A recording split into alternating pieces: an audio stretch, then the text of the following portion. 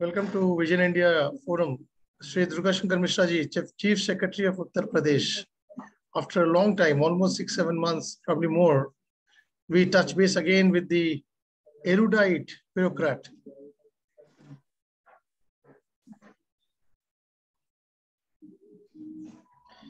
So last time we met, it was on a show on the real estate challenges during the pandemic.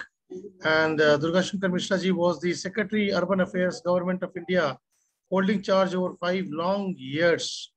And he is somebody credited with very, very relevant and very, very, kind of tectonic changes or, improvements in the Ministry of Urban Affairs during his tenure as the Secretary Urban Affairs, MOHUA, Government of India. Now he's been holding charge as the Chief Secretary of a mini country, if I may say so, Uttar Pradesh, or the country's most populous state, if I am not wrong.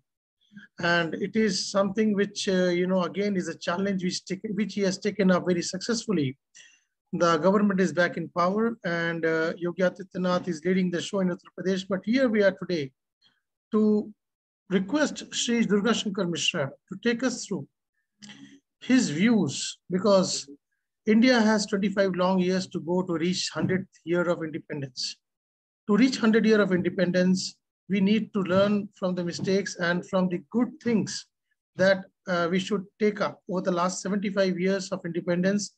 This being the 75th year of independence, Amrit Mahotsav, as coined or termed by the Honorable Prime Minister of India, Shri Narendra Damodar Das Modi ji. And if we can take the right steps at the right time, and they will be, succinctly pointed out by Shri Durga Shankar Mishra during this half an hour kind of, interaction with him about how urban India can shape up to take India to the next level and the numero uno position globally, because urban India's, growth is inextricably linked to the country's growth and development. And India, to be on the world roadmap, needs a very, very strong urban India, lest aside a very strong rural India as well, because India essentially is supposed to be an agriculture country. But any which ways, Durga ji, first of all, thank you so much, sir, joining us. Namaskar. And I wish you a very, very, good health going forward, because people like you are needed in this country for the next 2 more decades at least, and so that we can really reach the, the zenith of, social, economic, and financial prowess that we deserve and we lost out because of the last few centuries of slavery. So Durga Shankar Mishra ji, over to you. Take us through new urban India, the various parameters around it, and then we'll take the interaction forward, sir. Over to you. धन्यवाद अमित जी। मैं हिंदी में बात करना चाहूंगा, हमारी मातृभाषा है, और आपने देखा होगा अक्सर मैं हिंदी में ही बात करता हूं अनलेस एंड अनटिल कुछ ऐसे विदेशी मेहमान हो जो हिंदी नहीं समझ सकते हो। इसलिए मैं जो न्यू अर्बन इंडिया की आपने बात की, यानी नए शहरी भारत, उसके बारे में मैं आने वाले कुछ समय में हिंदी में ही बात करूंगा। सबसे पहले तो मैं आपको धन्यवाद दूंगा कि आपने मुझे मौका दिया कि मैं आपसे इस विषय पर कुछ बातें कर सकूं और आपके माध्यम से तमाम सारे लोगों तक पहुंच सकूं। मैं सबसे पहले तो बताना चाहूंगा कि दुनिया में अगर कहीं भी बहुत तेजी से अगर विकास हुआ है, ग्रोथ हुआ है, तो अर्बनाइजेशन की वजह से हुआ है। क्योंकि अर्बन एरियाज में जो तमाम सारे फैक्टर्स ऑफ प्रोडक्शन हो, चाहे मैन पावर हो, इंडस्ट्री हो, मटेरियल हो, नॉलेज हो, वो सारा का सारा कन्वर्ज करता है और उससे बहुत तेजी से विकास हो सकता है। तो जो आज हमारे देश का माननीय प्रधानमंत्री जी ने लक्ष्य रखा है कि हम $3 ट्रिलियन इकोनॉमी से $5 ट्रिलियन इकोनॉमी तरफ अग्रसर होंगे एक निश्चित अवधि में, और उसके बाद हम $10 ट्रिलियन इकोनॉमी बनेंगे, या हमारे उत्तर प्रदेश में माननीय मुख्यमंत्री जी ने एक लक्ष्य रखा है, आज हमारे उत्तर प्रदेश की जो इकोनॉमी है लगभग $250 बिलियन की है, कि इसको हम लोग अगले 5-6 सालों में $1 ट्रिलियन इकोनॉमी बनाएंगे प्रदेश को, तो ये तभी संभव है जब हम अर्बनाइजेशन का रूट लें, जो हम ऐसे माहौल खड़ा करें जिससे कि हर कोई अपने पोटेंशियल के मुताबिक बेस्ट से बेस्ट अर्थव्यवस्था को कंट्रीब्यूट कर सके। जहां तक हमारे देश में अर्बन एरियाज का सवाल है, ऐसे तो हमारी पिछली मतगणना 2011 को हुई थी, और हम जो ग्रोथ रेट है, जो और तमाम किस्म का अनुमान निकलते रहते हैं, उसका अनुमान देखें तो आज की तिथि में हमारा आबादी अर्बन एरिया में लगभग 45 करोड़ के आसपास होगी, जिसको जो तमाम सारे अनुमान उपलब्ध हैं हमारे पास डिफरेंट एजेंसीज के, उसके मुताबिक 2030 तक ये आबादी बढ़कर लगभग 60 करोड़ हो जाएगी। और वही दर बढ़ता हुआ 2050 में जब हम 2051 का सेंसस करेंगे तो ये आबादी लगभग 88 करोड़ होगी, और हम 50% मार्क को क्रॉस कर चुके होंगे। यानी देश हमारा मेजॉरिटी यहाँ पे अर्बन एरिया में लोग रहने वाले होंगे। मैं ये भी बताना चाहूंगा कि जो हमारा अर्बन एरिया का जो डेफिनेशन है बहुत ही रिस्ट्रिक्टेड है। तमाम सारे दुनिया के देशों में जो अर्बन एरिया के डेफिनेशन है, अगर उन डेफिनेशन को माने तो हमारी आज भी आबादी अर्बन एरिया में 50% से कहीं ज्यादा है, और बढ़ के 70-75% हो जाएगी 2050 तक। लेकिन हम अपनी ही जो हमारा मतगणना में जो आबादी का जो अर्बन एरिया के बारे में हमारा जो डेफिनेशन है उसको माने तो हम 50% क्रॉस कर जाएंगे 2050 के बाद।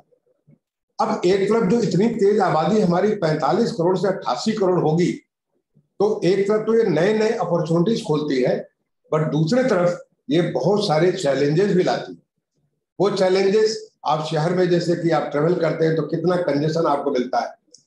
शहरों में जो दुनिया के तमाम सारे शहर हैं जिनकी वायु जो है, उनका पर्यावरण, जहाँ पे उनका पोल्यूशन लेवल बहुत हाई है, उनमें हमारे देश के भी काफी सारे शहर सम्मिलित हैं। तो वहाँ पे पर्यावरण भी हमारा सीधे सीधे शहरों में हीट पॉकेट्स हो जाते हैं, शहरों में उसका प्रदूषण हो जाता है, शहरों में और तमाम किस्म की जो है पर्यावरण की कठिनाइयां आती।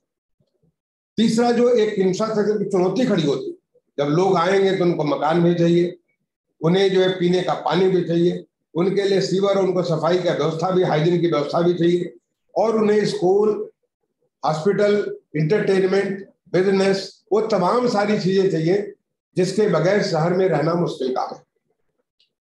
तो इस काम के लिए एक तरफ इतनी बड़ी चुनौतियां और दूसरे तरफ एक बहुत बड़ी अपॉर्चुनिटी। जिस प्रकार से हमारे देश में अर्बन एरिया का विकास हुआ पीछे, पहले तो हम लोग इस बात को मानने को तैयार नहीं थे। हमारे यहाँ अर्बन होना एक प्रकार से अच्छा नहीं मानते।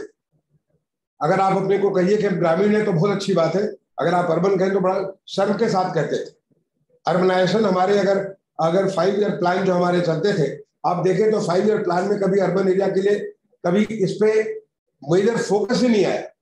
पहले बार इसके बारे में चर्चा होनी चालू हुई 1990 के बाद, लेकिन इस पे जो फोकस हुआ है, एक पहला प्रोग्राम जो JNNURM का चालू हुआ था 2004 में, लेकिन वो भी बहुत ही एक प्रकार से हैफेजर्ड, बहुत ही एडहॉक मैनर में किया जा रहा था।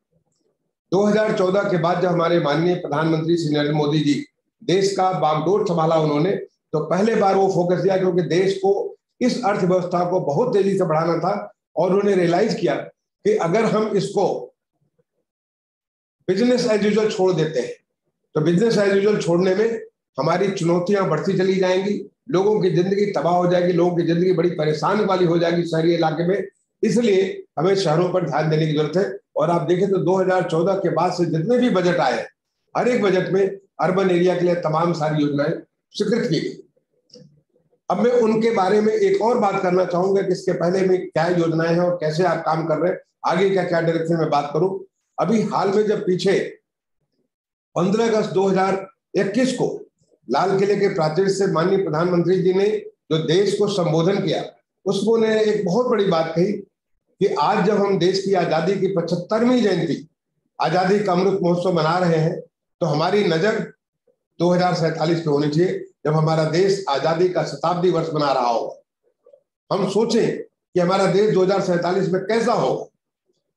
हो सकता है हमें से कुछ लोग उसमें रहे, कुछ लोग न रहे, लेकिन हम सोच सकते हैं, क्योंकि मानो मस्तिष्क की शक्ति इतनी ज्यादा है कि हम आगे सोच सकते हैं कि हमारा देश कैसा होगा। और जो हमारा देश 247 में हम चाहते हैं, जिसकी आगाज पिछले 8 सालों में हो चुकी है। आप सोच सकते हैं कि इस बहुत सारी चीजें ऐसी हैं जो हमारे कल्पनातीत है, कल्पना के बाहर है। आप सोच भी नहीं सकते थे 8 साल पहले कि भारत 8 साल बाद ऐसा होगा। तो अब आप ऐसी छलांग लगा सकते हैं अपने मस्तिष्क से, अपनी शक्ति से, विचार शक्ति से। आप सोच सकते हैं कि भारत हमारा 2047 का कैसा होगा, और जो भारत आप सोचते हैं उसको बनाने के लिए हमारा अभी अमृत काल है। यह अगला 25 वर्ष अमृत काल की संज्ञा दी माननीय प्रधानमंत्री जी ने, कि अब हम उस नए भारत का निर्माण करेंगे जो हम 2047 में देश के लिए चाहते हैं। आपने बड़ी अच्छी बात कही अभी अपने जो इनिशियल संबोधन में, कि देश में जो परिवर्तन हो रहे हैं उस परिवर्तन से हम आगे की बात को सोच सकते हैं। जो सबसे पहला परिवर्तन, जो सबसे बड़ा परिवर्तन न केवल शहरी इलाके में बल्कि ग्रामीण इलाके में हुआ, और वो था स्वच्छ भारत का। स्वच्छ भारत अर्बन और स्वच्छ भारत रूरल। क्या आप सोच सकते थे कि हमारे शहर 8 साल पहले, अगर आप अपने को 2014 पीछे ले जाइए, क्या आप सोच सकते थे कि हमारे शहर इतने साफ सुथरे हो जाएंगे? क्या आप सोच सकते थे कि क्या ओपन डेफिकेशन बिल्कुल बंद हो जाएगा? लेकिन आज ये नामुमकिन चीज भी पूरी तरह से मुमकिन हो गई है, और आज हर भारतीय को विश्वास है, चाहे शहरी हो या ग्रामीण हो, कि आने वाले समय में बिल्कुल स्वच्छ हो जाएंगे। वैसे जैसे पहले के भारत में, जो आपने अपने शुरुआत में कहा कि जो हम बीच में जो स्लेवरी, जो बीच में हम लोग अपने आप को भूल गए थे, उस अवध में जो हमने सफाई को भूल गए। अगर आप पीछे जाइए, जिस प्रकार से जैसे स्वच्छ भारत हुआ करता था, वो स्वच्छ भारत, बिल्कुल स्वच्छ भारत आने वाले समय में होगा। और जिसकी आगाज माननीय प्रधानमंत्री जी ने स्वच्छ भारत मिशन 2.0 अक्टूबर के महीने में लॉन्च की, उसके माध्यम से की।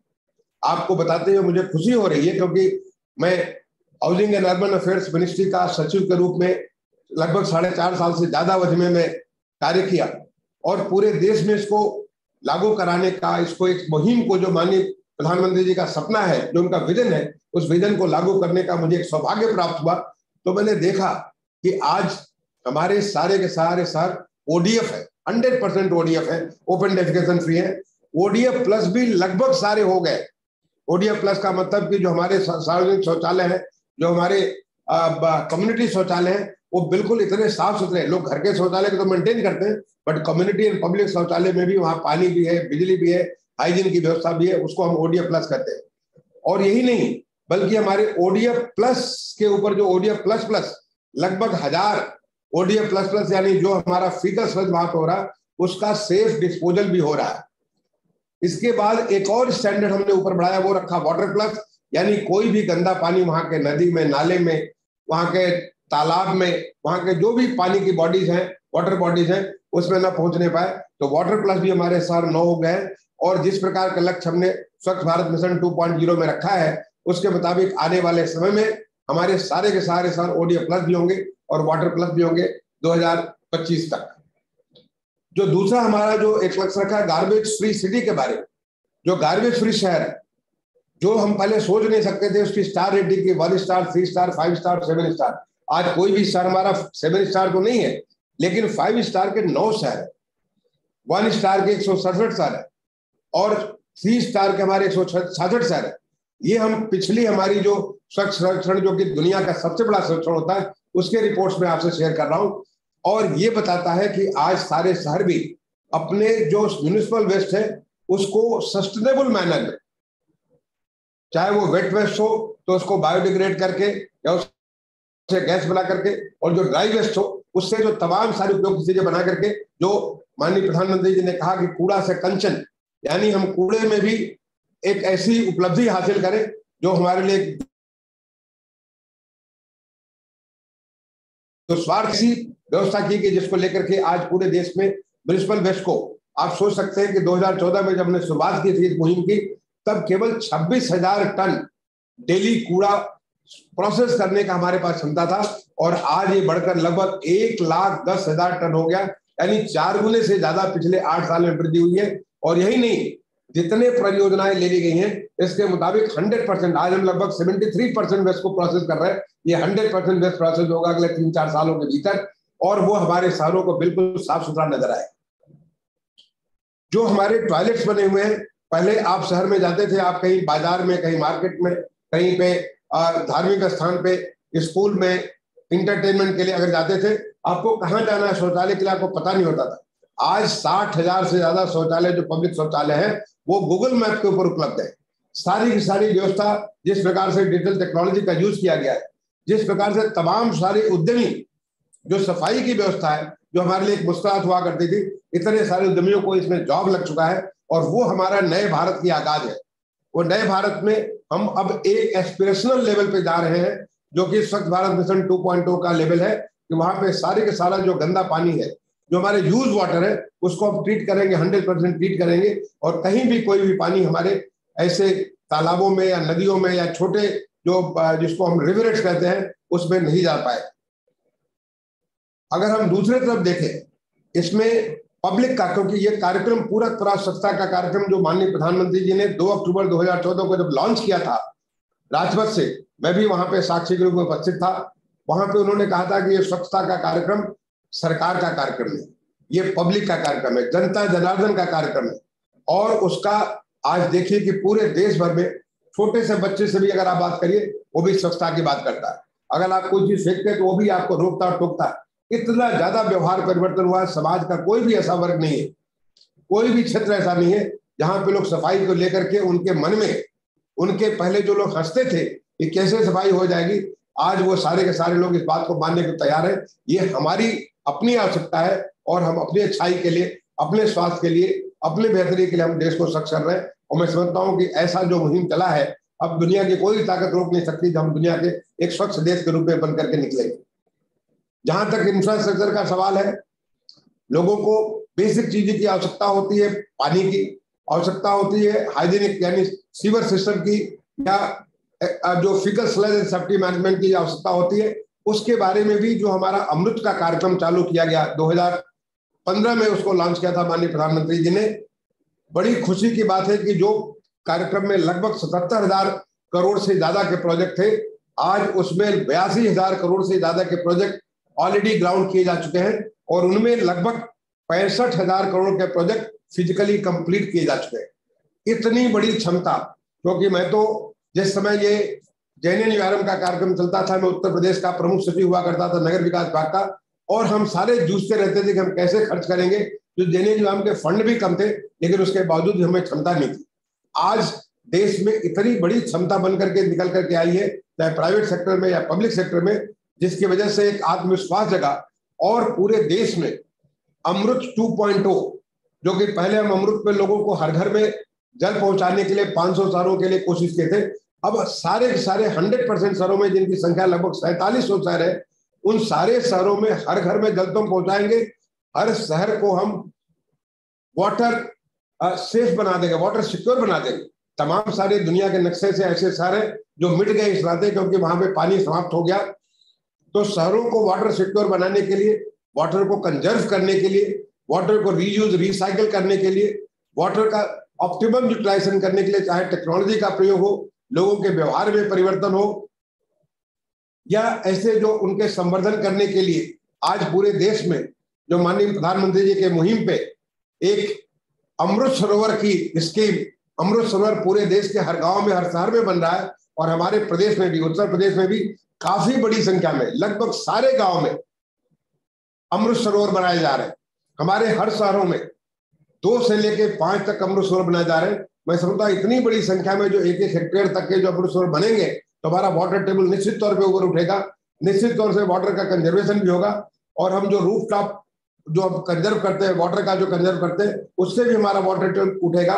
तो हमारी पूरी पूरी पानी की व्यवस्था जो शहर में एक वाटर सिक्योर सिटी बनाना है, उसके तरफ हम बढ़ रहे हैं। और दूसरी तरफ 100% जो हमारा यूज वाटर है, पूरे यूज वाटर को उसको उपयोग करना, उसका उपयोग करके उसे पहले ट्रीट करना, और ट्रीट करके तमाम सारे कामों में उपयोग करना। और कई जगह तो जैसे सूरत में, चेन्नई में टर्शरी ट्रीटमेंट करके उसको पीने का पानी, जो हमारा यूज वाटर है, उसको ट्रीट करके पीने के लिए पानी बना सकते हैं, इंडस्ट्रियल यूज में कर सकते हैं उस, ताकि हमें जो हम स्वच्छ पानी का प्रयोग करते हैं वहां पे हम और जो किस्म के पानी, चाहे सिंचाई के बारे में हो, हॉर्टिकल्चर के बारे में हो, सफाई व्यवस्था के बारे में हो, वो सब जगह यूज करें। तो ये हमारा आने वाला समय बहुत ही एक अच्छा समय बता रहा है। जो हम अमृत में एक लक्ष्य लेके चले थे, लगभग 1.29 करोड़ हमें पानी के कनेक्शन देने थे। मुझे खुशी हो रही बताते हुए आपसे कि जो मैंने लास्ट फिगर लिया है उसके मुताबिक लगभग 1.27 करोड़ पानी के कनेक्शन तो दिए जा चुके हैं। जो सीवर के कनेक्शन 1.45 करोड़ देने थे, उसके अगेंस्ट लगभग 95 लाख सीवर के कनेक्शन दिए जा चुके हैं। जो हमें 101 लाख लाइट्स को एलईडी लाइट से बदलना था, स्ट्रीट लाइट्स को, लगभग 95 लाख स्ट्रीट लाइट बदली जा चुकी है। यानी इतनी तेजी से इतना सारा काम हुआ। और अमृत 2.0 का जब ये काम होगा तो मैं समझता हूं कि बहुत तेजी से जो हमारा वाटर सिक्योर सिटी बनाना है, इसके ऊपर कार्य होंगे। जो तीसरी जो योजना थी वो थी हर घर को, हर आदमी को अपना मकान देने की।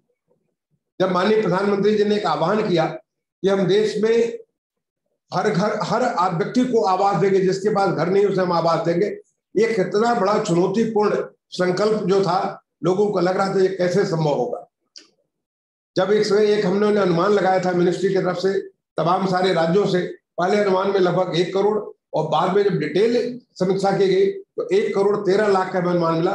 मुझे खुशी हो रही है आपको बताते हुए कि आज 1 करोड़ 21 लाख मकान सैंक्शन हो चुके हैं, जिनमें से लगभग 1 करोड़ मकान ग्राउंड किए जा चुके हैं। 1 करोड़ मकान ग्राउंड के कारण मतलब उनका कंस्ट्रक्शन प्रारंभ किया जा चुका है और उसमें से लगभग 60 लाख मकान पूरे किए जा चुके हैं। ये ऐसी चीज है जो कि दुनिया के किसी भी हिस्से में, किसी भी देश में कहीं भी आज तक मानव इतिहास में नहीं हुआ। और इतना बड़ा आप सोच सकते हैं कि क्रेडिट लिंक सब्सिडी स्कीम जो बैंक फंडिंग करता है, उसमें ही लगभग 24 लाख मकान क्रेडिट लिंक सब्सिडी स्कीम में इकोनॉमिकली वीकर सेक्शन को या लोअर इनकम ग्रुप के लोगों को दिया गया है। एक असंभव सा कार्यक्रम था जो आज संभव हुआ। और ये संभव इस नाते में कि तमाम किस्म का रिफॉर्म जो हमें माननीय प्रधानमंत्री से सीखने को मिला, reform, perform and then transform, ऐसे तमाम किस्म के रिफॉर्म किए गए। ऐसे तमाम किस्म के जो रुकावटें थी, चाहे वो फंड्स के बारे में हो, चाहे वो जमीन के बारे में हो, चाहे वो प्रोसेस के बारे में हो, टेक्नोलॉजी के बारे में हो, ऐसे तमाम किस्म के रिफॉर्म किए गए, जिसके माध्यम से ऐसा चुनौतीपूर्ण लक्ष्य जो कि प्रधानमंत्री जी ने लिया, उस लक्ष्य को पूरा किया जा रहा है। और मैं समझता हूं कि आने वाले नए जो हमारा शहरी भारत है, उसमें हर घर में, क्योंकि मैं पूरे देश में बहुत ही एक्सटेंसिवली मैं टूर किया करता था, पूरे देश भर में मैं जा करके गाँव, मैंने हर शहर के इलाकों में मैं देखा करता था। जो मकान जिस आदमी को मिल गया, आप समझ लीजिए कि उसे एक पंख मिल गया, उसे एक नई किस्म की जीवन मिल गया, जिससे कि जो उसकी क्षमता थी उस क्षमता को पूरा कर सकता है। अब वो सोचता है कि मेरा बच्चा अब ये बनेगा, हमारा बच्चा पढ़े लिख करके अब ये कार्य करेगा। पहले वो सोच भी नहीं सकता था। जिस प्रकार के झोपड़ी में या जिस प्रकार के ऐसी स्थिति में रहता था, जबकि वो बारिश के मौसम उसके लिए बड़ा मुश्किल हो जाता था रहना, जहाँ पे न पानी था न बिजली थी, इस तमाम दिक्कतें थी। आज हर जो हमारा जो प्रधानमंत्री आवास योजना शहरी का घर है, हर घर में पानी भी पीने का है, वहां शौचालय भी है, बिजली का कनेक्शन भी है, गैस का कनेक्शन भी है। यानी वो सारी सुविधाएं जिससे कि वो अपनी वो आकांक्षाओं को, अपनी जो पोटेंशियल है, उन पोटेंशियल के मुताबिक पूरा कर सके। एक देश की अर्थव्यवस्था के लिए, अपने शहर के लिए, अपने प्रदेश के लिए, अपने देश के लिए वो अच्छा से अच्छा कार्य कर सके। यहाँ पे जो नई टेक्नोलॉजी, आपको जानकारी होगी अमित जी कि एक ग्लोबल हाउसिंग टेक्नोलॉजी चैलेंज, ये भी हम लोगों ने माननीय प्रधानमंत्री जी की प्रेरणा से की थी, जिसको मार्च 2019 में उन्होंने लॉन्च किया था। अभी हाल में चेन्नई में उस टेक्नोलॉजी से बने हुए 1000 से ज्यादा मकान का माननीय प्रधानमंत्री जी ने उद्घाटन किया। और इसी प्रकार के मकान लगभग बनकर लखनऊ में तैयार है, ये राजकोट में तैयार है गुजरात के, इंदौर में तैयार है मध्य प्रदेश के, रांची में तैयार हो रहे हैं झारखंड के, और अगरतला में तैयार हो रहे हैं त्रिपुरा के। ये भी जो चुने गए हैं, ये सारे सारे एक चैलेंज के माध्यम से चुने गए। और चैलेंज के बाद वहां पे ऐसी टेक्नोलॉजी तो हमारे हिंदुस्तान में उपलब्ध नहीं थी, वो टेक्नोलॉजी आज हिंदुस्तान में आई है। वो टेक्नोलॉजी जो कि रिसोर्स एफिशिएंट भी है, बहुत फास्ट भी है, और उसके अंदर वो रेजिस्टेंट भी है, तमाम किस्म के डिजास्टर से रेजिस्टेंट भी है। और ये हमारी नई व्यवस्था, एक परिवर्तनकारी व्यवस्था है, वो हमें लाने वाली है। तो मैं समझता हूं कि ये भी एक नया चीज किया गया, जो आशा के माध्यम से एफोर्डेबल सस्टेनेबल हाउसिंग एक्सेलरेटर्स, जो कि हमारे 4 IIT में और एक हमारा जो नेशनल बिल्डिंग रिसर्च इंस्टीट्यूट है नॉर्थ ईस्ट में, वहां के माध्यम से ये तमाम सारे हमारे युवकों को, तमाम सारे ऐसे लोग जो कि नई कुछ नवाचार करना चाहते हैं, नई चीजें लाना चाहते हैं, नई टेक्नोलॉजी, प्रोसेस या बिल्डिंग मटेरियल्स वो लाना चाहते हैं, उनको मौका दिया गया, ताकि आने वाले समय में हमारे देश में नई नई व्यवस्थाएं हों जो कि हमारे देश की उन चुनौतियों को पूरी सफलता के साथ पूरी कर सके।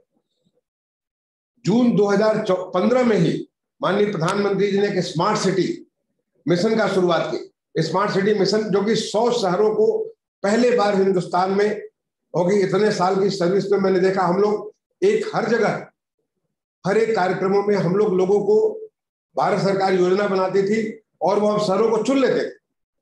पहले बार हमारे शहर एक चुनौती के माध्यम से, जो चैलेंज के माध्यम से, पहले राज्य स्तर पे चैलेंज, फिर देश के स्तर पे चैलेंज के माध्यम से उनका चयन किया गया 4 राउंड में।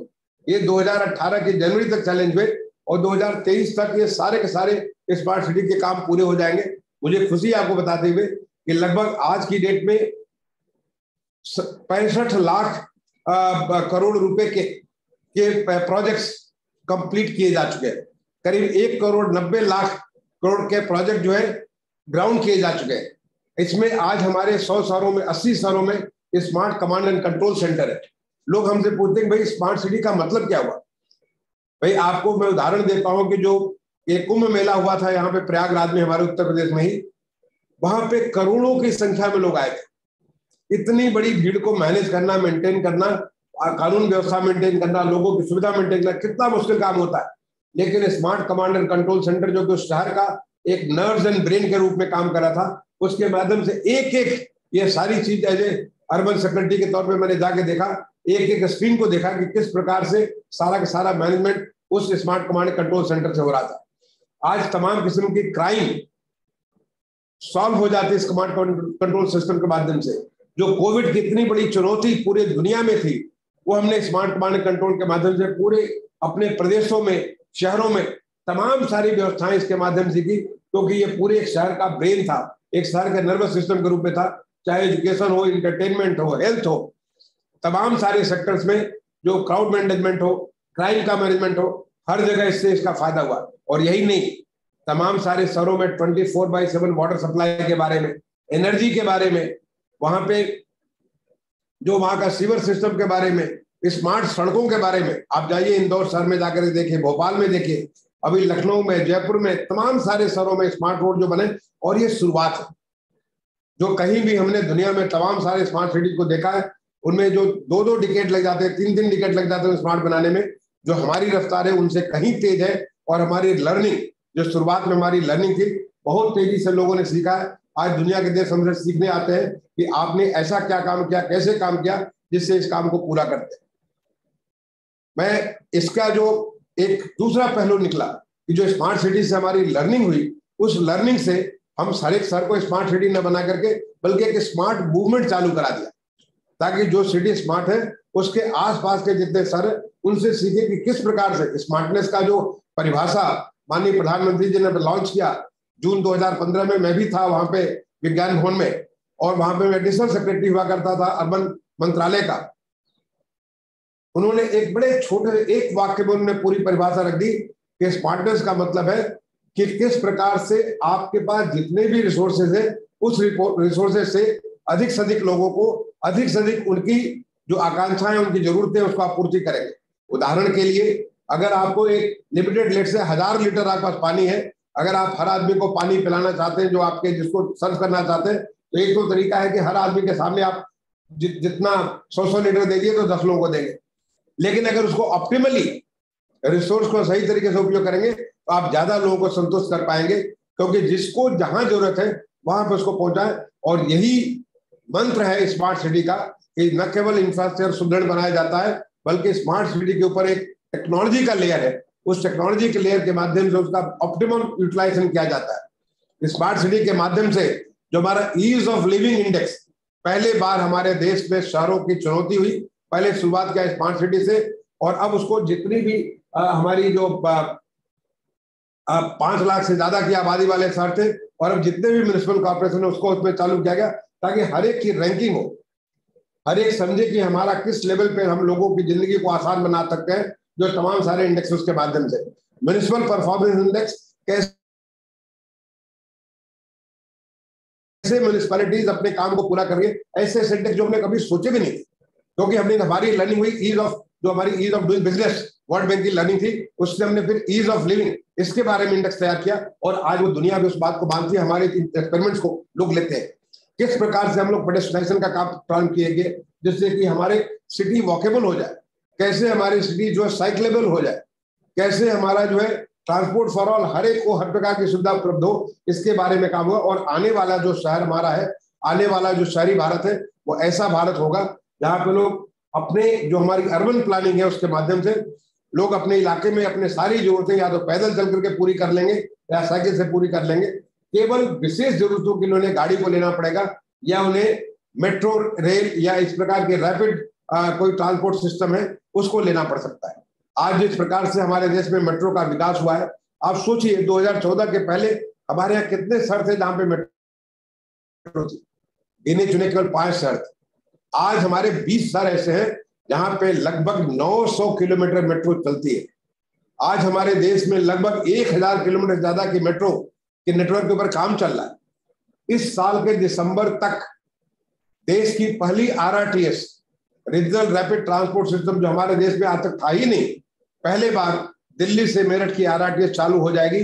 17 किलोमीटर चालू होगा, 2025 तक पूरा का पूरा उनका 90 किलोमीटर चालू हो जाएगा, जिसमें दिल्ली से मेरठ की दूरी जो लगभग 90 किलोमीटर की दूरी है, उस दूरी को 15 स्टेशनों पर रुकते हुए मात्र 55 मिनट में पूरा करेंगे।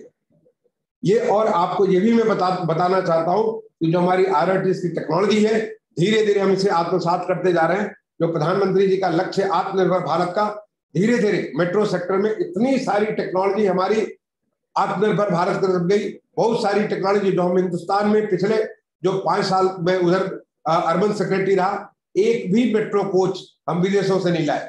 सारे के सारे मेट्रो कोच हम अपने देश में, चाहे वो टीटागढ़ हो, चाहे वो BML हो, भारत अर्थ मूवर्स लिमिटेड हो, चाहे एसएम हो, चाहे बम्बार्डियर हो, केवल इन्हीं से हम लोग उसको खरीदते रहे।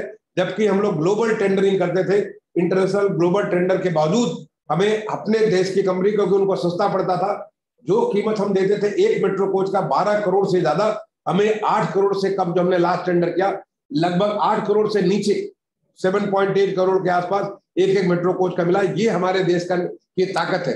आपको मालूम है कि मेट्रो में आज हमारा जो ड्राइवरलेस ट्रेन के मामले में दुनिया में हम टॉप पे हैं। जो हमारा पूरा नेटवर्क, 2 हमारे मेट्रो नेटवर्क वहां के दिल्ली के पूरे ड्राइवरलेस नेटवर्क के तौर पे काम करते हैं।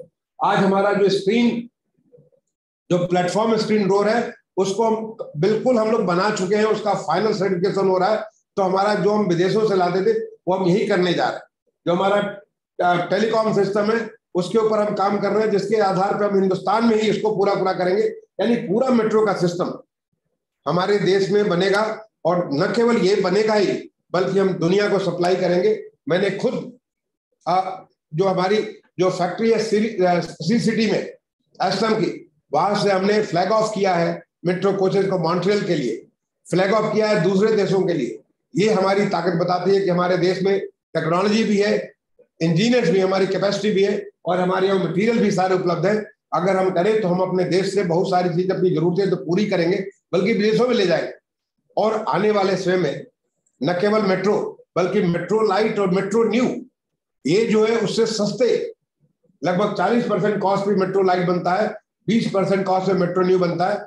ये हमारे देश में एक बिल्कुल कंप्लीटली ट्रांसफॉर्म कर देंगे अर्बन ट्रांसपोर्ट व्यवस्था को, क्योंकि इतने कम खर्च में हम मेट्रो का एक्सपीरियंस अपने नागरिकों को दे पाएंगे। और ये हमारा आने वाला नया भारत है, जहां न केवल वॉकेबल होगा, साइक्लेबल होगा, बल्कि वहां पे मेट्रो होगा, मेट्रो लाइट होगा, मेट्रो न्यू होगा, और वाटर मेट्रो होगा, जिसकी आगाज कोची शहर में ऑलरेडी लोगों ने उसको एक्सपीरियंस कर लिया है। जहां तक लोगों को रोजगार पहुंचाने का सवाल है, वहां पे डे एन्युअलम, जो Deendayal Upadhyay national urban livelihood mission के माध्यम से तमाम सारी ऐसी योजनाएं हैं, जिसके माध्यम से सेल्फ हेल्प ग्रुप, जिनकी संख्या लगभग 75 लाख होने जा रही है, इतनी सारी महिलाएं हमारी जुड़ी हैं। महिला बहनों ने कोविड के दौरान इतने सारे मास्क बनाए, सैनिटाइजर बनाए, उन्होंने ये अलग अलग किस्म के किट बनाए, उन चैलेंजेस को उसको सकम करने के लिए। ऐसे स्थिति में जो हमारे देश में एन्युअलम की ताकत है, उसके माध्यम से लगभग 30 लाख के आसपास लाइवलीहुड क्रिएट किए जा चुके हैं, और बड़ी तेजी से लोगों को स्किल करके, लोगों को फंडिंग करा करके, उन्हें बैंकों से जोड़ करके उनको सेल्फ एम्प्लॉयमेंट की तरफ आगे बढ़ाया जा रहा है।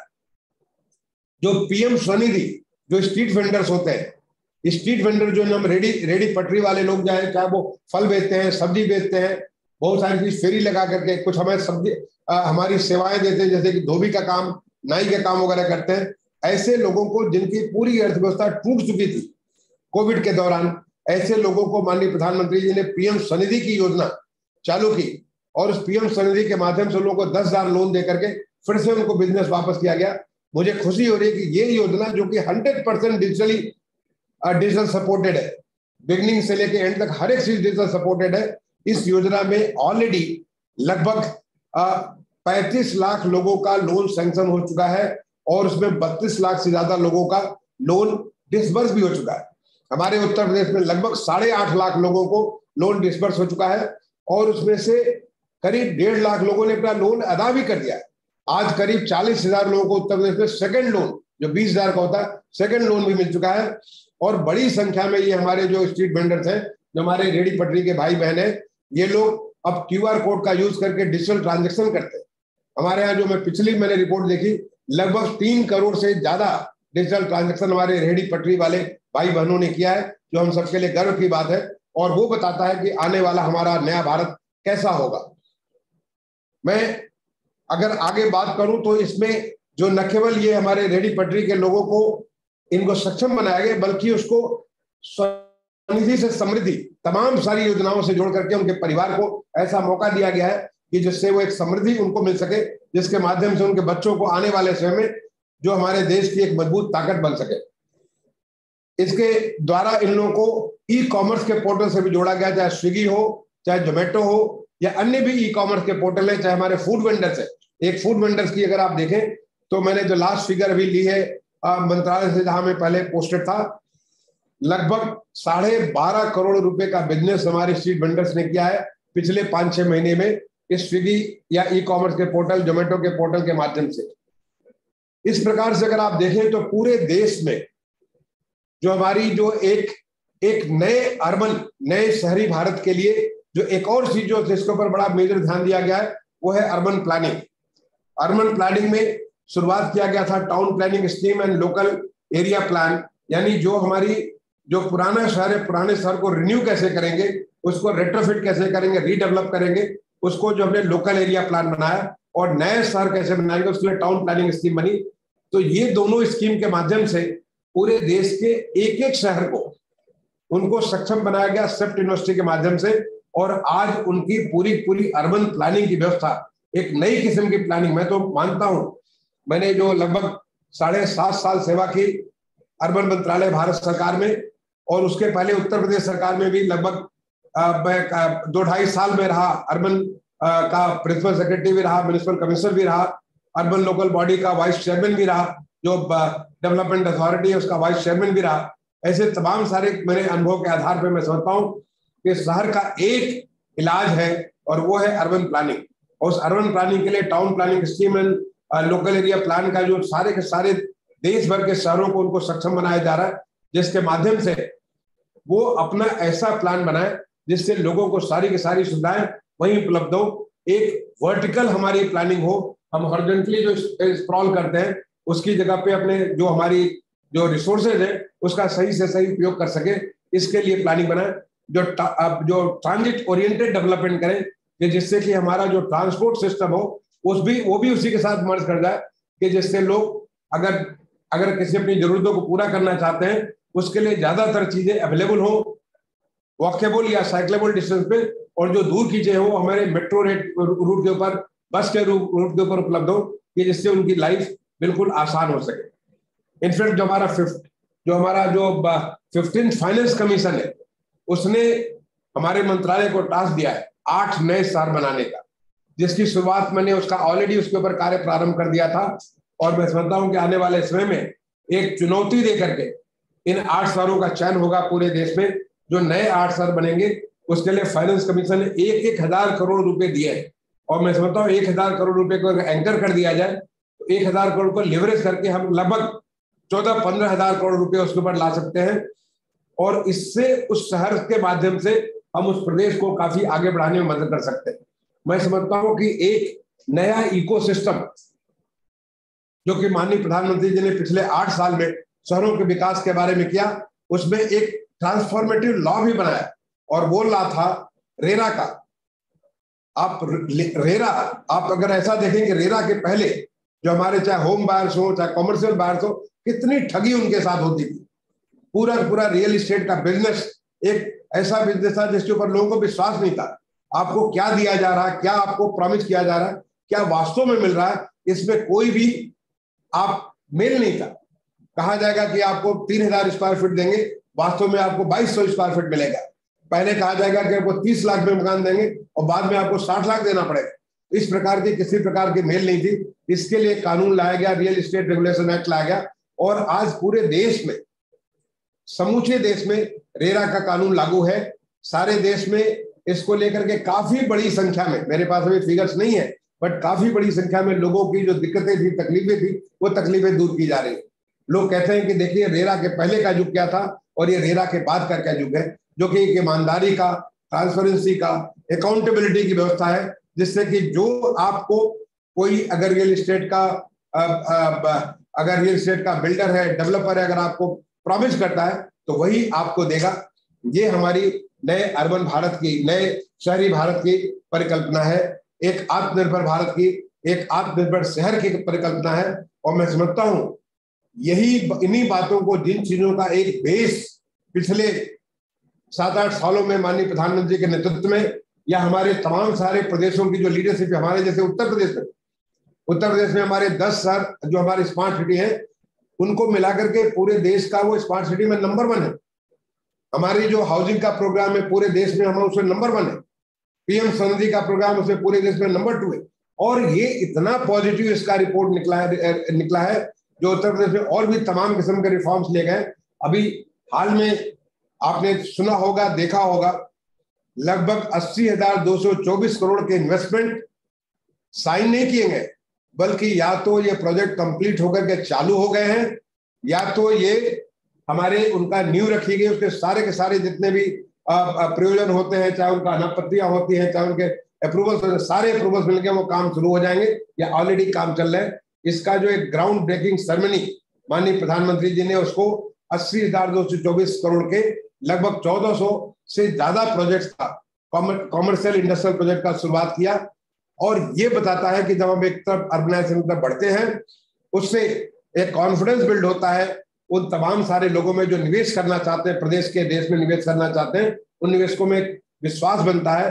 और उस विश्वास का नतीजा होता है कि उससे नई नई इंडस्ट्री आएगी, नए नए एम्प्लॉयमेंट के अपॉर्चुनिटीज क्रिएट होंगे और उससे अर्थव्यवस्था हमारी आगे बढ़ेगी। ये है हमारा नया शहरी भारत। मुझे खुशी होगी अमित जी, अगर आप कोई भी प्रश्न करना चाहें। मैंने एक संक्षेप में कोशिश की तमाम सारी बातों को डालने के लिए जो हम आगे कर रहे हैं, और मैं समझता हूं कि हमारी हमारी उड़ान, हमारी सोच जितनी ऊंची होगी, हम उतने ही आगे बढ़ेंगे। वो हमने पिछले 8 साल में साबित किया है कि हम बहुत कुछ कर सकते हैं। जो हम दुनिया में जाकर के दूसरे देशों में, दूसरे शहरों को देखते हैं, हम उनसे कहीं आगे बढ़ सकते हैं। हमारे संकल्प की जरूरत है, वो अमृत काल की जो हर आदमी का प्रयास, सबका विश्वास की जरूरत है। अगर वो होगा तो हमारा आने वाला समय बहुत ही अच्छा समय है। मैं आपका अगर कोई प्रश्न होगा जरूर जवाब देना चाहूंगा। Mister Mishra, thank you so much for elucidating. आपने जो इतना संक्षिप्त में इतनी बड़ी एक परियोजना के विषय में जो प्रकाश डालने का प्रयास किया, उसके लिए हम आपके हमेशा की तरह आभारी हैं। लेकिन ठीक है, कुछ प्रश्न नहीं है, ये कुछ हमारी ऑब्जर्वेशंस हैं, कुछ हम आपसे सलाह मशवरा, कुछ आपसे बातचीत वार्तालाप करना ही चाहेंगे थोड़ा सा। जैसे अब ये अर्बनाइजेशन तो हो रहा है, लेकिन हम देखते हैं कि शहरों में पॉलिटिकल पॉइंट ऑफ व्यू से ये बस्तियां, slums, instead of going back to the urbanization, people are being fed the slum model for their vote bank politics. उसके बारे में आप की क्या राय है? नहीं, बिल्कुल अमित जी, आपने बहुत अच्छी बात कही। आप जिस शहर में हैं, दिल्ली में ही लगभग 40 लाख से लेके 60 लाख तक का अनुमान है। आप समझ लीजिए कि काफी बड़ी पॉपुलेशन है जो कि स्लम्स में या अनऑर्गेनाइज्ड कॉलोनीज में रहती हैं। और उनके बारे में देखिए, जो अनऑर्गेनाइज्ड कॉलोनी है उनके बारे में एक कार्यक्रम दिल्ली में शुरू किया गया, पीएम उदय। आपको जानकारी होगी कि जो लोग आए, दिल्ली चूंकि देश की राजधानी है, तमाम सारे अवसरों की खोज करते हुए लोग दुनिया भर से, पूरे देश भर के कोने कोने से लोग आए। कोई तमिलनाडु से आया, कोई केरल से आया, कोई उत्तर प्रदेश, कोई बिहार से आया। और वो लोग जमीन खरीदे, ऐसा नहीं कि वो बस गए, जमीन खरीदे, लेकिन वो प्लान नहीं था, उसकी कोई प्लानिंग नहीं हो रखी थी। इसके लिए वो अनऑथराइज उसको कहते हैं। तो उसको पूरा ऑथराइज करने के लिए एक पीएम उदय स्कीम आई और काफी बड़ी संख्या में लोगों ने रजिस्ट्रेशन कराया। और एक बार जब ऑथराइज हो जाएगा तो उसका प्रॉपर डेवलपमेंट होगा। जो स्लम्स है, स्लम्स को रीडेवलपमेंट करने के बारे में, स्लम्स को रीडेवलपमेंट करने के बारे में प्रधानमंत्री आवास योजना के अंतर्गत एक स्कीम है। और उस योजना के तहत मुझे खुशी है बताते हुए लगभग 6 से 7 लाख मकान हमारे जो स्लम रीडेवलपमेंट के तहत बनाए गए। लेकिन इसमें बहुत बड़ी संभावना है। लेकिन आपको अपने खुद, मैं दिल्ली शहर से उदाहरण देता हूं, कठपुतली कॉलोनी का। कठपुतली कॉलोनी के बारे में एक स्लम रीडेवलपमेंट का काम दिया गया एक कंपनी को कंपटीशन के माध्यम से 2008-9 में। लेकिन ये काम हम शुरू करा पाए जाकर के 2018 में, क्योंकि उसमें इतने किस्म के रजिस्ट्रेशन से, इतने किस्म की उसमें अड़चने थी। उन सारी अड़चनों को दूर करना भी, जो आपने कहा कि बहुत सारे लोगों के वेस्टेड इंटरेस्ट होते हैं, वो दूर करना पड़ता है। तो चुनौतीपूर्ण तो है। आज आप देखिए जाकर के, चाहे वो मुंबई में स्लम्स हो, भोपाल में हो, इंदौर में हो, अहमदाबाद में हो, इतने बढ़िया, इतने अच्छे वहां पे मकान आज के बन गए हैं। और लोगों को जहां पे सांस लेने की जगह नहीं थी, न शुद्ध हवा मिल रही थी, न शुद्ध पानी मिल रहा था, न उनको शुद्ध वातावरण मिल रहा था। मैं कठपुतली कॉलोनी में जब मैं गया था, हमारे उसमें माननीय मंत्री श्री वेंकैया नायडू साहब हुआ करते थे। उसमें वाइस, जो अभी वर्तमान में हमारे माननीय उपराष्ट्रपति है, उन्होंने मुझे कहा कि तुम जाकर के देख के आओ। मैं एडिशनल सेक्रेटरी था मंत्रालय में, देख के आओ कठपुतली कॉलोनी में आखिर मसला क्या है, इतने दिनों से क्यों चल रहा है। और मैं जब जाके देखा तो मेरा तो हृदय रो गया देख करके। क्या दिल्ली राजधानी शहर में भी लोग इस बुरी हालत में रहते हैं, इतने गंदे हालत में रहते हैं, जो कि देश की राजधानी है। लेकिन उसके बाद मैंने आकर के, जो हमारे माननीय मंत्री जी नायडू साहब थे, उनके सामने मैंने एक नोट रखा। मैंने कहा सर, ये फला चीजें जो अड़चने लोग लगा रखते हैं, उन अड़चनों को दूर कर दिया जाए तो इसका विकास हो जाएगा। और उन्होंने तुरंत उसे अप्रूव किया। और नतीजन ये कि आज कठपुतली कॉलोनी को जरा जाकर के देख के आइए, वो किस हालत में बन करके निकल के आइए। तो मैं सोचता हूँ कि जब विकास होगा, एक सालों सालों की जो गंदगी है, सालों सालों का एक जो मन में भाव बना हुआ कि यहाँ तो कुछ हो ही नहीं सकता है, जब लोगों को होता हुआ नजर आएगा तो उन्हें एक विश्वास जगेगा, लोग इस काम को करेंगे। क्योंकि पहले बहुत सारी चीजें होती थी कि लोग प्रॉमिस कर देते कि भाई आपका हम पूरा नशाज कॉलोनी खत्म कर देंगे। वो मैंने अनुभव किया दिल्ली में, आपके स्लम्स को हम दूर कर देंगे, और करता कुछ नहीं था, उसमें और भी ज्यादा स्लम बढ़ता जाता था। तो मैं समझता हूँ कि एक राजनीतिक चेतना भी इसके बारे में आएगी, जो लोग देखेंगे कि जब लोगों की स्थिति, जो हमारे माननीय प्रधानमंत्री जी बार बार कहते हैं कि ईज इन लिविंग, लोगों की जिंदगी आसान हो जाएगी। आप वहां से जो बच्चे पढ़ रहे हैं, मैं कईयों को जानता हूं, जब मैं वहां पे गया, देखा, बात किया, जो बच्चे पढ़ने वाले हैं उनको आकर के क्या माहौल मिलेगा पढ़ने के लिए, अपने स्लम एरिया में या अनथराइज एरिया में क्या माहौल मिलेगा। अब उन्हें जब इस प्रकार के खुले स्वच्छंद ऐसे अच्छे मकान मिलेंगे तो उनको देख के और इलाके में भी लोग इसको सोचेंगे। तो जो मैंने कहा कि अभी तक तो कुछ एग्जैक्ट नंबर तो मुझे याद नहीं है, जिसमें मैं वहां से मंत्रालय से 28-29 दिसंबर को मैं छोड़ करके उत्तर प्रदेश के लिए मुख्य सचिव के पद के लिए मूव किया था, तब तक लगभग 7 लाख स्लम रीडेवलपमेंट के मकान, जिसको इन सीटू स्लम रीडेवलपमेंट कहते हैं, वो बन चुके थे। लेकिन आने वाले समय के लिए हम लोगों ने लक्ष्य रखा था कि हम इसके ऊपर फोकस करेंगे और हर एक शहरों को, हर एक राज्यों को इस बात के लिए उन्हें तैयार करेंगे कि वो अपने स्लम्स को रीडेवलप करें, अपने लोगों को अच्छा मौका दें, उन्हें अच्छा पानी मिले, अच्छा सांस लेने की जगह मिले, अच्छे सड़क मिले, अच्छे तमाम किस्म की व्यवस्थाएं जो कि एक आदमी को अपनी क्षमताओं को पूरी करने के लिए आवश्यक होती है, वो सारी मिले। और मैं समझता हूँ कि उसका रास्ता अब धीरे धीरे खुल चुका है। सुनने में तो बड़ा अच्छा लगता है दुर्गा जी, लेकिन ये आपने जो एक शब्द यूज किया, वेस्टेड इंटरेस्ट्स, ये पॉलिटिकल जो वेस्टेड इंटरेस्ट है, मुझे लगता है कि ये बड़ा ही मुश्किल कार्य है, क्योंकि जितनी जरूरतमंद लोग रहेंगे, वोट बैंक उतना ही बना रहेगा। क्योंकि जहां लोगों को, आप जानते ही हैं कि if they are given if that if they are taught how to fish, they will not need you anymore. It is better to take to the pond and make them feed instead of teaching them how to fish themselves. So for the vote bank interests. लेकिन अब दूसरी बात पे आते हैं, environmental. Amit ji, मैं यहाँ पे आपको रोकना चाहूंगा। देखिए ऐसा है मे बी आज से 8 साल पहले जो आप बात कर रहे हैं वो बात सही थी, लेकिन जो पिछले 8 साल में हमारे देश में परिवर्तन हुआ है, जो एक नई चेतना जगी है, जो एक नई जागृति हुई है, आज का जो यूथ है वो इस बात को मानने को तैयार नहीं। वो दुनिया को देख रहा है, लोगों को बदलते हुए देख रहा है, और वो भी बदलाव चाहता है। चाहे आपका जो भी वेस्टेड इंटरेस्ट हो, पब्लिक का वो प्रेशर होगा जब वो लोग देखेंगे कठपुतली कॉलोनी कैसे बदल चुकी है, तमाम सारी ऐसी कॉलोनी कैसे उनकी जिंदगी पूरी बदल चुकी है, वो भी चाहेंगे, बदलाव चाहेंगे। आज पूरे देश में बदलाव का दौर है। आज पूरे देश में एक नए भारत की सोच है, एक नई सोच है, नया एस्पिरेशन है, नए संकल्प है, नई किस्म की आपकी जागृति है।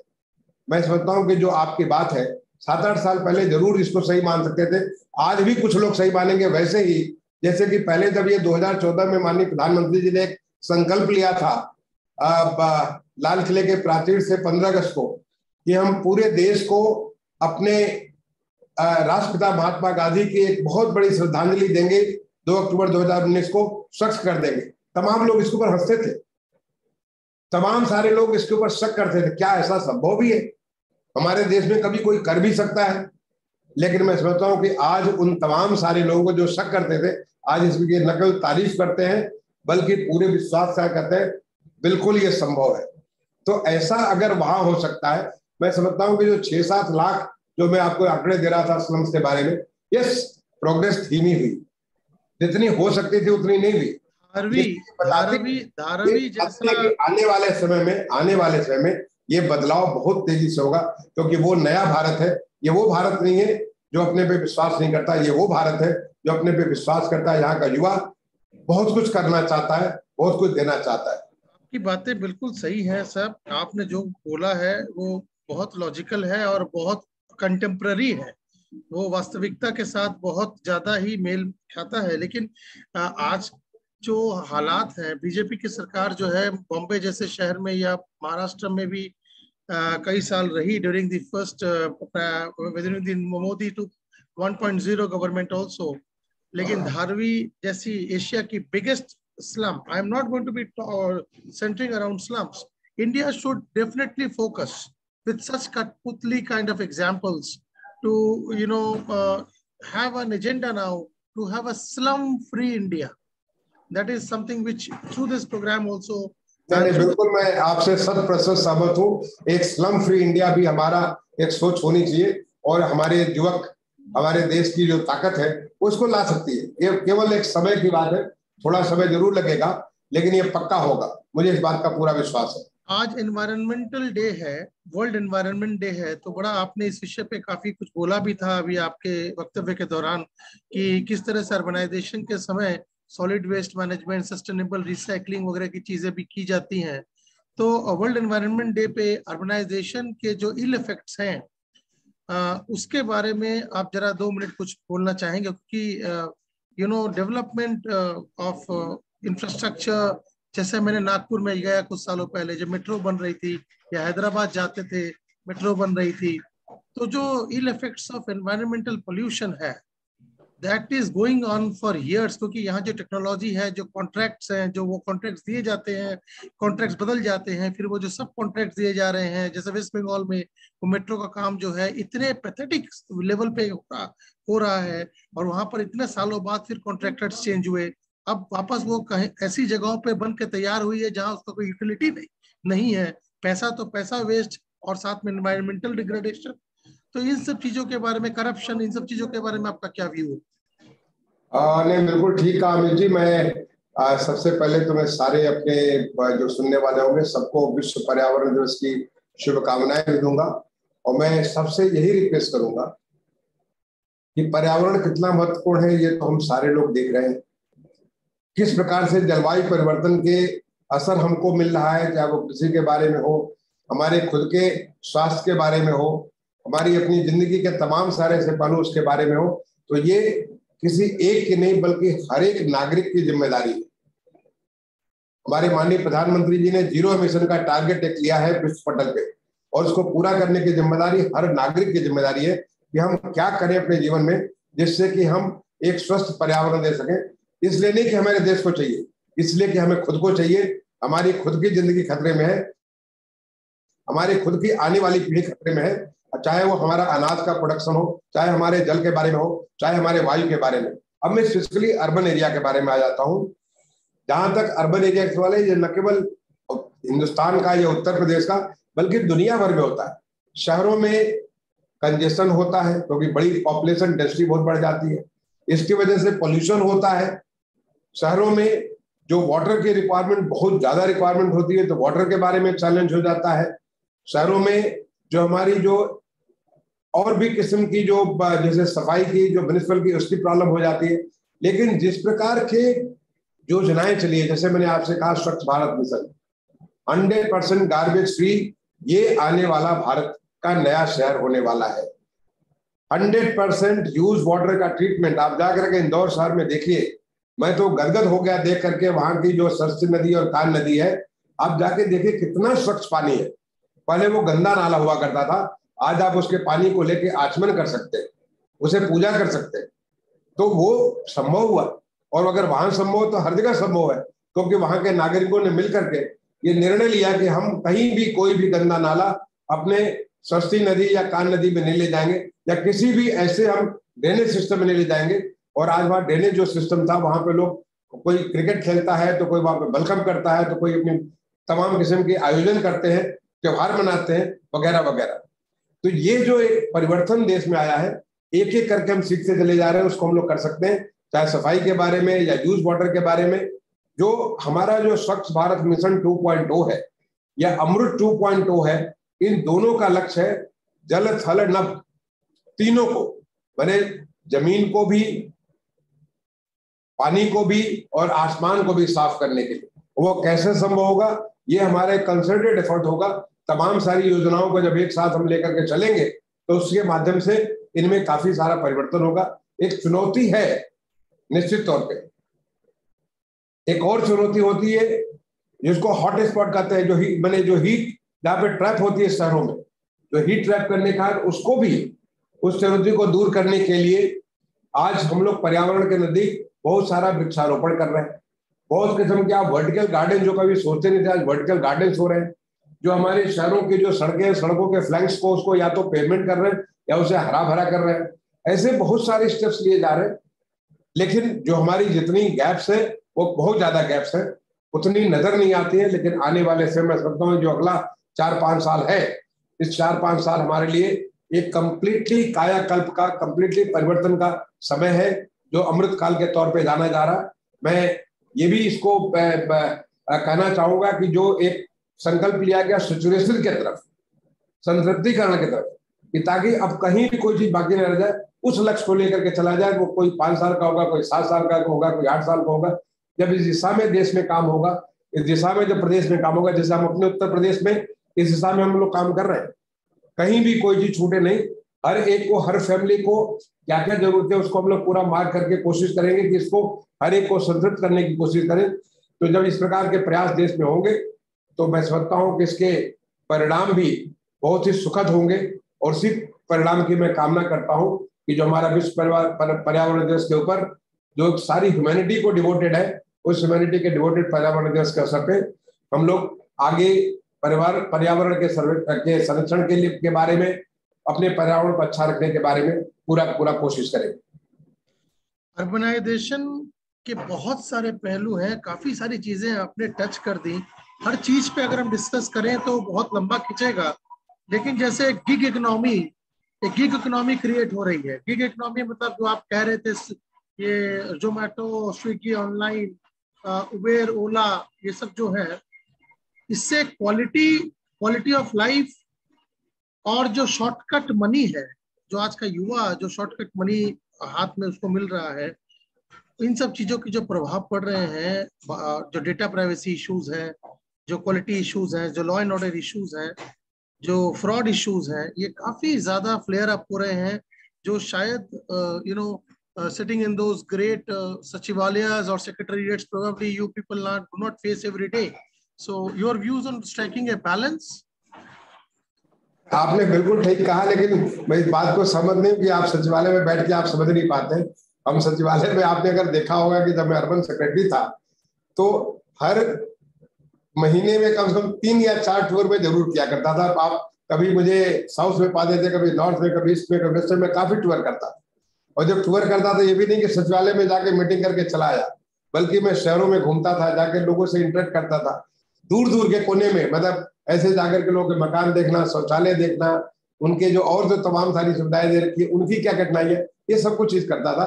ऐसा नहीं कि हमारी जो व्यूज वो केवल वो एयर कंडीशन पर आप सचिव बन के देखते थे, ये पर आप सचिव बन के देखते थे। आप बिल्कुल एज ए सचिव देखता था। और आज सुरेश प्रभु जी जब ट्रेन में जाते थे निरीक्षण करने के लिए, जब रेल मंत्री थे, तो कहते थे कि भैया ताज सेट्स का खाना मिल रहा है तुम लोगों को, क्योंकि पेंट्री से होके मैं 3rd क्लास में आ रहा हूँ।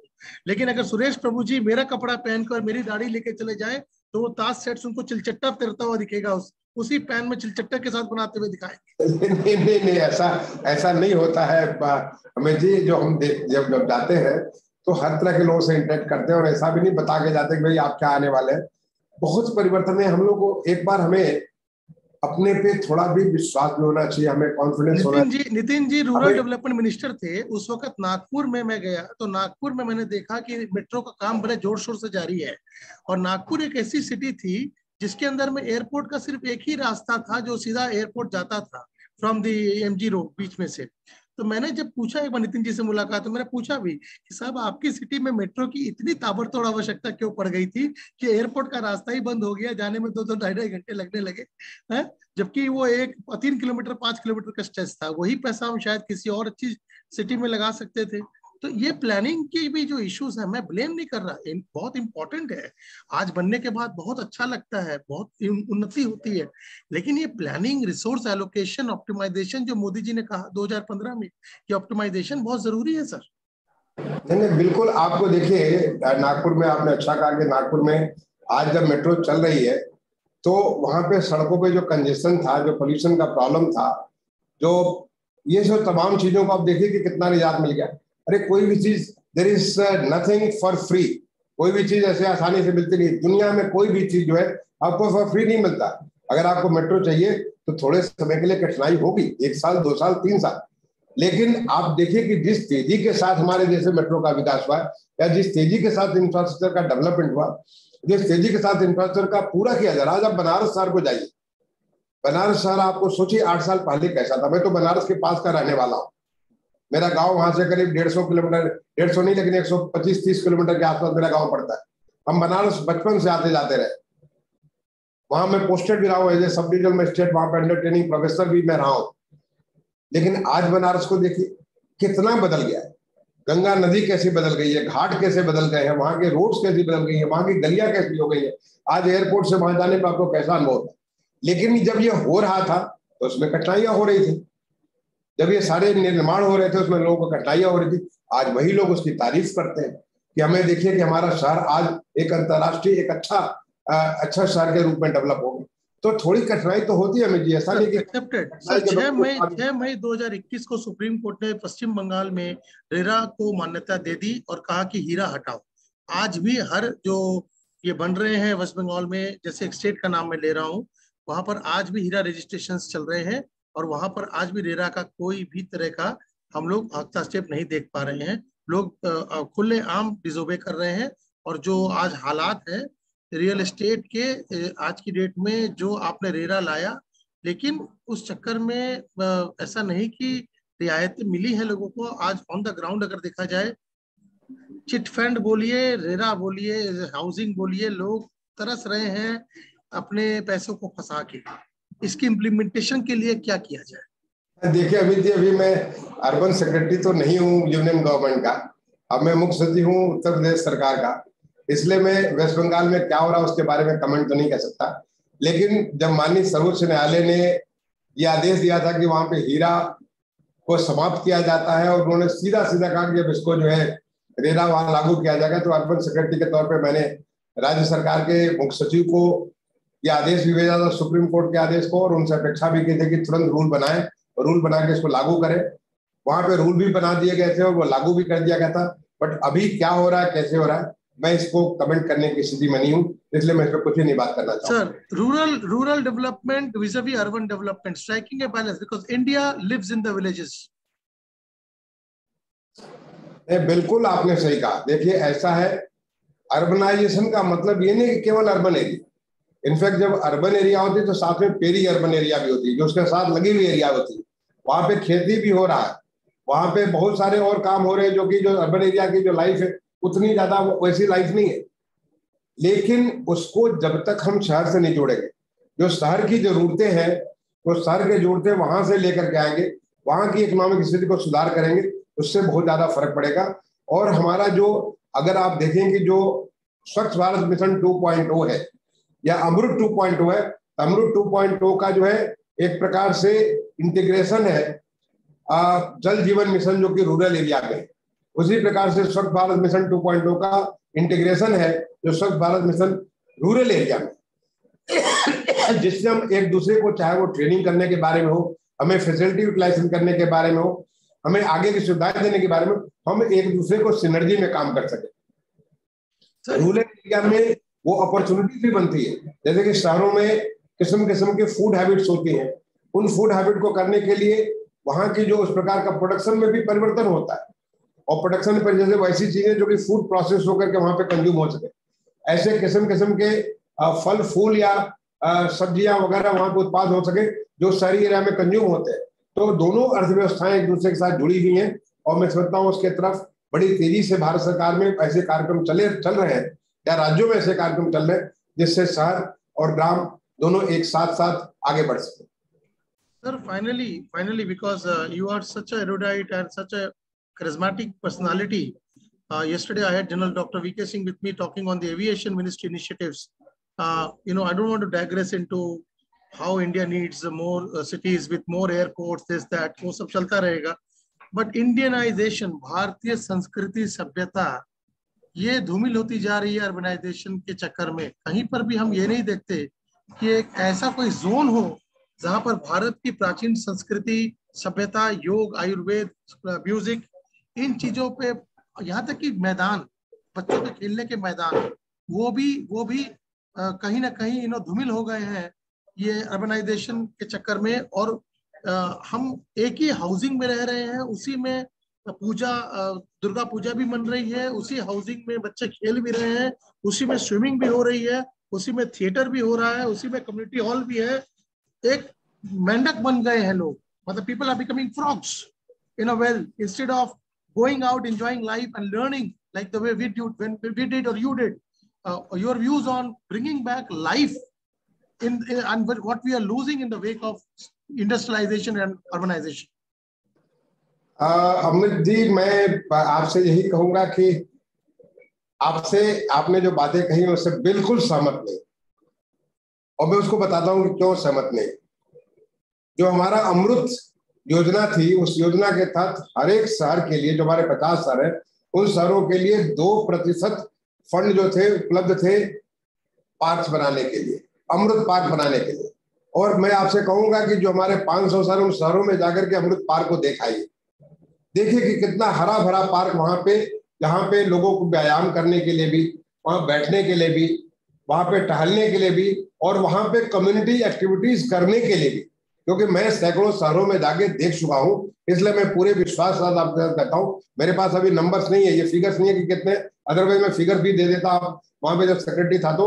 लेकिन काफी बड़ी संख्या में, जो मेरा नंबर मुझे ख्याल है कि 2000 से ज्यादा पार्क हमारे बन के तैयार हो चुके हैं, वो कम्युनिटी डेवलपमेंट के. इसी प्रकार से जो अभी माननीय प्रधानमंत्री ने अमृत सरोवर की जो उन्होंने संकल्प लिया, जो उन्होंने आह्वान किया, एक क्लैरियन कॉल जिसको कहते हैं, उन्होंने जो आह्वान किया पूरे देश में अमृत सरोवर बनाने के लिए, आपको क्या लगता है कि केवल ये पानी है? नहीं, इस अमृत सरोवर के माध्यम से हमारे शहरों के जो मरे हुए जो वाटर बॉडीज है, हमारे गांव के, जो मैं खुद एक गांव का रहने वाला, हमारे गांव में पोखरा हुआ करता था. बचपन में हम उस पोखरे में हम तैरते भी थे, नहाते भी थे, वहां पूजा भी करते थे. हमारी माँ, हमारी बहन, ये लोग तमाम सारे, चाहे वो नागपंचमी हो या बहुत सारे त्योहार है, इसमें जाते थे, उसी पोखरे में पूजा भी किया करते थे. आज उस पोखरे में पानी नहीं था.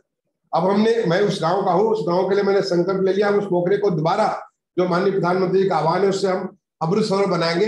ऐसे जो हमारे शहरों में जो तमाम किस्म के जो तालाब थे, जहाँ पानी लबालब भरा रहता था, अब एक बार दोबारा उसमें पानी जब आ जाएगा, और उसके लिए अवधि रखी गई है 2 साल के भीतर, जब एक बार पानी आ जाएगा तो उसके आसपास हमारे लोग उमड़ पड़ेंगे, क्योंकि पानी से हमारा रिश्ता, मैं तो कहता हूँ हम 67% पानी है, पानी हमारा मायका है।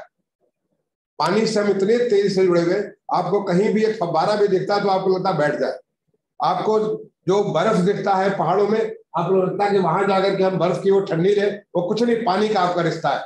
नदी दिखता है, तालाब दिखता है, तो ऐसे ऐसे जो हमारे अमृत सरोवर जो बनेंगे वो उस जगह पे पब्लिक के बैठने के लिए, तमाम सारी एक्टिविटीज के लिए। आप सोचिए अभी जो, अब तो आप देख रहे होंगे, मैं तो दिल्ली से, अभी मैं बहुत दूर लखनऊ में हूँ, मैं दिल्ली में जो हमारा जो सेंट्रल विस्टा जिसपे मैं काम करता था अर्बन सेक्रेटरी के तौर पे, चाहे वो पार्लियामेंट हो, सेंट्रल विस्टा, उसके तमाम सारी फैसिलिटी पे, अब जरा सेंट्रल विस्टा एवेन्यू को देख करके आइए। मैं अभी हाल में आने वाला हूँ दिल्ली, जब मैं देखूंगा कैसे वो जो लबालब पानी भर गया उसमें, और देखिए क्या रिश्ता, जब जिस दिन खुलेगा सेंट्रल विस्टा एवेन्यू का जो पब्लिक के लिए, लोग उमड़ पड़ेंगे वहां पे। तो ये हमारा जो है शहरों का, जो शहरों में जो स्मार्ट सिटी है, स्मार्ट सिटी के माध्यम से इतनी सारी हमारी स्ट्रीट्स वॉकेबल बना दी गई है, इतनी सारी स्ट्रीट्स को जो है पब्लिक फ्रेंडली बना दिया गया है। जो हमारा स्मार्ट रोड है, स्मार्ट रोड और कुछ नहीं है, पब्लिक फ्रेंडली रोड है, जहाँ पे हमारी यूटिलिटी जो जमीन के नीचे है, जहाँ पे लोगों को बैठने की जगह है, जहाँ पे हरियाली है, जहाँ पे पेवमेंट में आपको ऐसा नहीं लगता कि हमको यहाँ पे कोई गाड़ी आएगी और आकर के हमको पूरा पूरा सरोबार कर देगी, गंदगी से सरोबार कर देगी, या धूल धक्कड़ से आपको भर देगी। अब वो अच्छा हो गया। आप जरा ऐसे जरा स्मार्ट सिटी में मैं कहूंगा निकलिए दिल्ली के बाहर, वहां जाकर के देखिए कि किस प्रकार से परिवर्तन हुआ है। तो देश में परिवर्तन हुआ है, और वो परिवर्तन आगाज है। ये पिछले 8 साल का काल है, जो मैंने कहा कि 8 साल में तो माननीय प्रधानमंत्री जी को या हमारे प्रदेश के माननीय मुख्यमंत्री जी को व्यवस्था जो काम नहीं कर रही थी, उस व्यवस्था को काम करने के लिए तैयार करने में लगा, उनसे डिलीवर करने में लगा।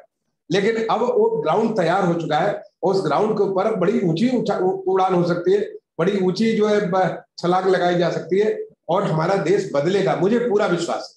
मैंने जैसे आपसे कहा कि 7.5 साल में अर्बन डेवलपमेंट में एडिशनल सेक्रेटरी या सेक्रेटरी के तौर पे काम किया। उत्तर प्रदेश में करीब 2.5 साल मैंने प्रिंसिपल सेक्रेटरी अर्बन या म्युनिसिपल कमिश्नर या अर्बन डेवलपमेंट का जो हमारा अर्बन लोकल क्या कहते हैं urban development authority, Kanpur urban development authority, उसका वाइस चेयरमैन था। उस जमाने के उससे और आज जो एक ग्राउंड तैयार हुआ, मैं आगे का सोच सकता हूँ। हम बहुत कुछ आगे करने वाले हैं। मेरा बस आपसे और आपके माध्यम से तमाम सारे लोगों से यही विनती होगी कि हम लोग नेगेटिव न सोचें, हम सोचें और ये न सोचें कि सब कुछ सरकार को करना है। करना सब लोगों को है, और करना इसलिए नहीं है कि कोई सरकार चाहती है, करना इसलिए कि ये हमारी जरूरत है। अगर हमारा शहर अच्छा होगा, हमारा गांव अच्छा होगा, हमारी सड़कें अच्छी होगी, तो हमको ही फायदा होगा, हमारे बच्चों को फायदा होगा, हमारे लोगों को फायदा होगा, और वो आगे बढ़ सकेंगे। Sir, I believe you're right, sir. Sir, I believe that the state administrations and the state political machineries have a very, very important role to play.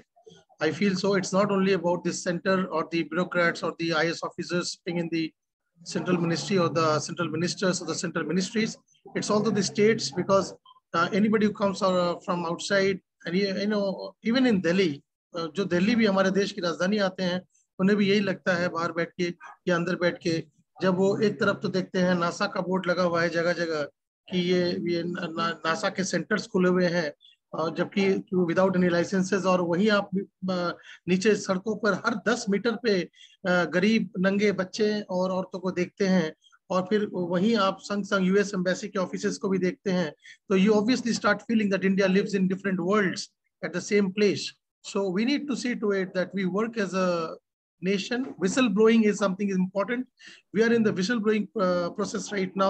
Activism जिनको करना है वो करें, पर अगर हम whistle blow नहीं करेंगे, आप जैसे लोगों तक ये आवाजें नहीं पहुंचेंगी, तो ये छोटी छोटी चीजें जो कि सिर्फ एक छोटा धब्बा नहीं, आज हम दिल्ली में क्या हम कहीं पर भी चले जाएं, एक कल्चर है कि गाड़ी में बैठे हैं, किसी भी स्टॉप पे रुकती नहीं है गाड़ी, उसके पहले जो ट्रांसजेंडर्स हैं वो आके कांच पीटना शुरू कर देते हैं. They literally bang on the glasses of your cars. This is the kind of things, small things, which can really take us back, you know, in terms of proclaiming to be an urbanized country, developed country, and a very, very educated country, which we were and we shall definitely be going forward. Durga Shankar ji, thank you so much. मैं आपको एक example देता हूँ. अरे अमित जी, मैं एक example देता हूँ, मुझे एकाएक का स्मरण हुआ, मैं आपको बता दूं. मैं आपसे कहूंगा अगर आप उज्जैन शहर हुआ, अगर आप पहले गए हो उज्जैन में महाकालेश्वर भगवान शिव की नगरी है, वहां पे जरा देख के आइए. महाकालेश्वर के बगल में इतना बड़ा 70 पार्क बना है, आपका मन गदगद हो जाएगा। एक अद्भुत जगह बन गया, वहां था ही नहीं। आप अगर पहले कभी महाकालेश्वर का दर्शन किए हो, आपको देखिए कि किस प्रकार से व्यवस्था थी, आज कैसे हो गया। ये कैसे संभव हुआ? ये स्मार्ट सिटी से संभव हुआ। आप कोयम्बटूर जाइए, आप सदगुरु को सुनते होंगे, आज सदगुरु वहां पे थे भी दिल्ली में, माननीय प्रधानमंत्री जी ने के साथ वो एक कार्यक्रम में आए थे। आप सदगुरु का शहर कोयम्बटूर जाइए। मैं वहां पे जब 5 साल पहले गया था, वहां पे जो तालाब थे इतने गंदे थे, ऐसे छोटे, किसको आपको लगता मन खिन्न हो जाता था। अब जरा जाकर के देख के आइए, आपको लगेगा कि क्या परिवर्तन हुआ। मैं केवल 2 एग्जाम्पल आपके इतने हर शहर में जाकर के देखिए कि जिस प्रकार का परिवर्तन हुआ। हाँ, जितना हो सकता है, क्योंकि चुनौती बहुत बड़ी है, बहुत बड़ा काम करना है, लेकिन ये पॉसिबल है और हमारे देश की युवा शक्ति ने इसको महसूस किया है। और जो पूरा का पूरा जो हमारा एक फोकस, जो माननीय प्रधानमंत्री जी का जो मैं बहुत नजदीक से काम किया उनके साथ 7.5 साल में, उन्होंने एक cooperative competitive federalism, citizen centric development और सिटीजन्स इन्वॉल्वमेंट, सिटीजन्स एंगेजमेंट, ऐसे शब्द हमने पहले मैंने उसके पहले मैं ऑलरेडी मेरी 32-33 साल की सर्विस हो चुकी थी। उतने साल की सर्विस में इस तरह की बातें मैंने सुनी तक नहीं थी। पहले बार हमारे देश के डेवलपमेंट में नैरेटिव आया, चैलेंज का नैरेटिव आया, और उसका नतीजा बहुत ही सुखद है। मैंने जो देखा, जितना नजदीक से देखा, आप कहेंगे कि भाई आप अपने चश्मे से देखते हैं, लेकिन मेरे चश्मे में थोड़ा आपके भी चश्मे का अंश होता है जो आम लोग देखते हैं, क्योंकि मैं भी अपने आप को एक आम आदमी समझता हूँ, एक आम आदमी के तौर से देखने की कोशिश करता हूँ और अपनी जिम्मेदारी को समझता हूँ कि मुझे जो दायित्व भगवान ने दिया उसको मैं कैसे पूरा कर सकता हूँ। तो अगर हम देखें तो आपको लगेगा कि बहुत परिवर्तन हुआ, लेकिन रास्ता लंबा है, और वो रास्ता जो लंबा है बहुत दिन का नहीं है। जिस तेजी से पिछले 8 साल गुजरे, आने वाले समय इतने अच्छे होंगे कि देश हमें पूरा बदलाव, एक नए भारत की जो परिकल्पना एक हमारे माननीय प्रधानमंत्री जी समय समय पर बोलते रहते हैं, उस परिकल्पना को पूरा करने के रास्ते पे होंगे। धन्यवाद सर। मैं बिल्कुल आपकी बात से आपकी बातें कोई भी मतलब सिर्फ आपकी नहीं, आपकी जगह चेयर पे जो भी होते हैं उनकी बातें, और भारत में प्रधानमंत्री कोई भी रहे या सरकार किसी की भी रहे, हर किसी को काम करना पड़ा है, हर किसी ने काम किया है। मेरा तो ये मानना है, कम बेसी काम सब करते हैं। मोदी जी ने जो चीजें करी वो काफी अलग विगर के साथ करी। स्वच्छ भारत अभियान तो खैर एक ऐसी चीज है जो इस देश में शायद अभी नहीं हुआ, ये तो हमें मानना पड़ेगा। लेकिन अब अगर हमें आगे बढ़ना है, मैं ये भी मानता हूँ कि छोटी चीजों को हमें नजरअंदाज नहीं करना चाहिए। अगर आज भी नेशनल कमीशन ऑफ वुमेन और एनसीपीसीआर के ऑफिस के बाहर दिल्ली में, सेंट्रल दिल्ली में, अगर हम बाहर बच्चों को नंगा देखते हैं, औरतों को गली गली सड़कों पर देखते हैं, तो अर्बनाइजेशन जरूर करें, लेकिन ये आप छोटी छोटी चीजों को भी ध्यान रखें। Otherwise India will continue to live in that different worlds. एक दुनिया, वो बड़े बड़े ऑफिसेस होंगे, बड़ी बिल्डिंगें होंगी, और एक वो दुनिया होगी जहां पर एक गुमराह इंसान अपनी जिंदगी का अगली रोटी के बारे में सोच रहा होगा। मेरा तो यही कहना है। धन्यवाद सर, आपसे मिलते रहेंगे। बहुत बहुत अच्छा लगा आपसे बात करके। धन्यवाद, बहुत बहुत धन्यवाद। Thank you.